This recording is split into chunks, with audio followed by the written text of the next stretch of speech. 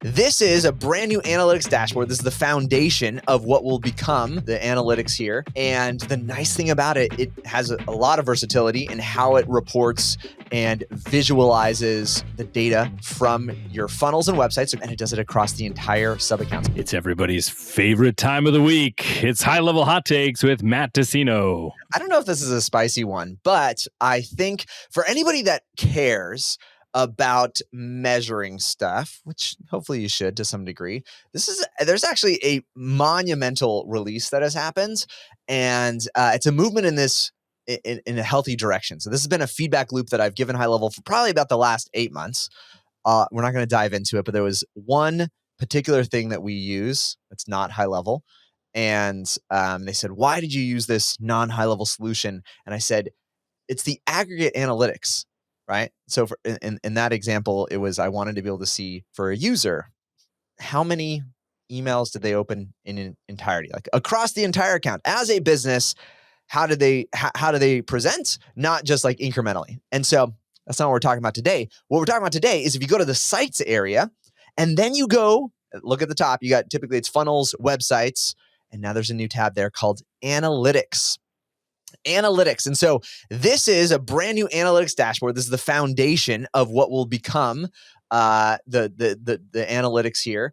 And the nice thing about it is it has a lot of versatility in how it reports and visualizes the data from your funnels and websites. So currently it's for funnels and websites, and it does it across the entire sub-account. So imagine you're like us and you have approximately, I don't know what the full count is, but like 100. If I get to actual like incremental steps, hundreds of funnels, because we run our website as a funnel. And so you've got like the homepage and all these pages, and we spin up pages all the time. And you want to know, like, how are we doing traffic wise, right? Or how is our marketing doing in this kind of presentation here? And now you have 4, maybe 5 technically KPIs, and then 2 that run day by day. So you can see across all your funnels. You can obviously, I don't say obviously, but you can dive into the individual funnel, which is nice. But even that, it's the entire funnel. So previously, if you're looking for stats, you got stats from a step-by-step basis. Actually, if you went into just like funnels and then you go to stats, it shows the entire funnel, but there's literally like, I don't know, 7 or 8 KPIs. And then each step, has its own one. You have to like set the date, and then there's a lot to do. We actually manually, people want to know, we manually copy and paste those data points into another table set so that we can do something with the data. HighLevel, if you're listening, I would love the API endpoints, so I don't have to, I could save somebody's task every single day. But we manually pull that because we geek out on those numbers. But now you can see an aggregate. So if you go over to analytics, what you'll see is you can choose between funnels and websites. You can go incremental, but I like to keep it, just love the idea of all. And it'll show me page views, opt-ins, sales, and opt-in conversion rate. Like, so my collective conversion rate over all of our funnels, which is super interesting. And then you've got like a date selection there. And then depending on your date range, it breaks it down day by day. So I can see exactly how many page views, how many unique views. So it shows as page views and unique page. I think unique page views just means unique visitors. They're not saying unique page views. Maybe it's mislabeled a little bit. So page views and unique visitors is what it's tracking there. They've got like a blue line and a pink line. And then you got aggregate for all of these times here. And so I'm amazed. Tyler, do you want to guess our opt-in conversion rate over all of the funnels in our account? Oh, I'm going to guess 19.6%.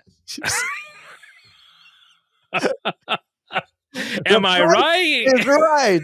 Okay, Tyler, I didn't realize he's looking at it with me here. So there's no surprise here. There's no mystery. If you wanted to know, but I am impressed. That was higher than I would have thought. I would not have guessed that much. I'm like, this is all the funnels. And I'll tell you, I've told folks in the past, some of our funnels, I'm happy with a 97% rejection is like, I can be happy with that. So that means 3% conversion rate on some things are like good.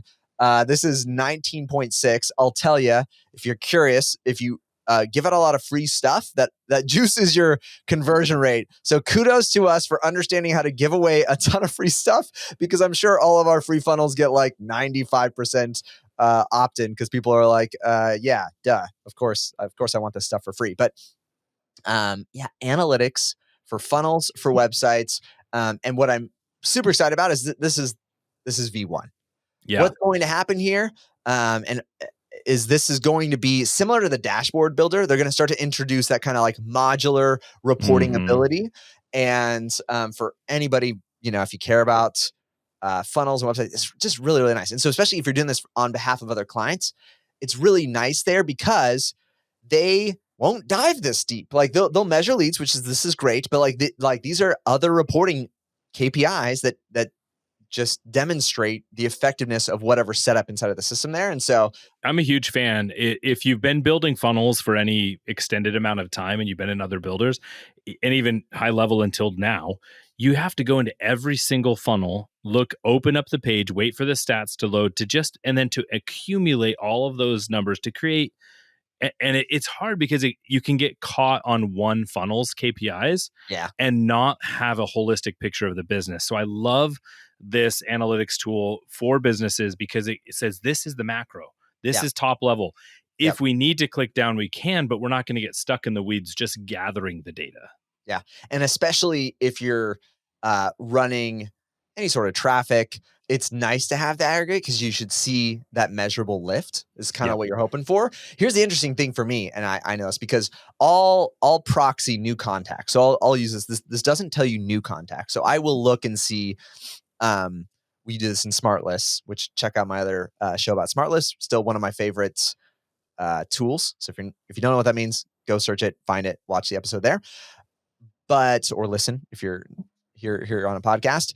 The This is kind of a measure of it's going to loop in new contacts as well as existing ones. So like I said, like we have, it's still good. It's good touch points. The classic misunderstandings. You only need 7 touch points to turn them into a customer. And I think the last time I heard someone present on it, they said it was like 700 is actually more accurate to like what you need there.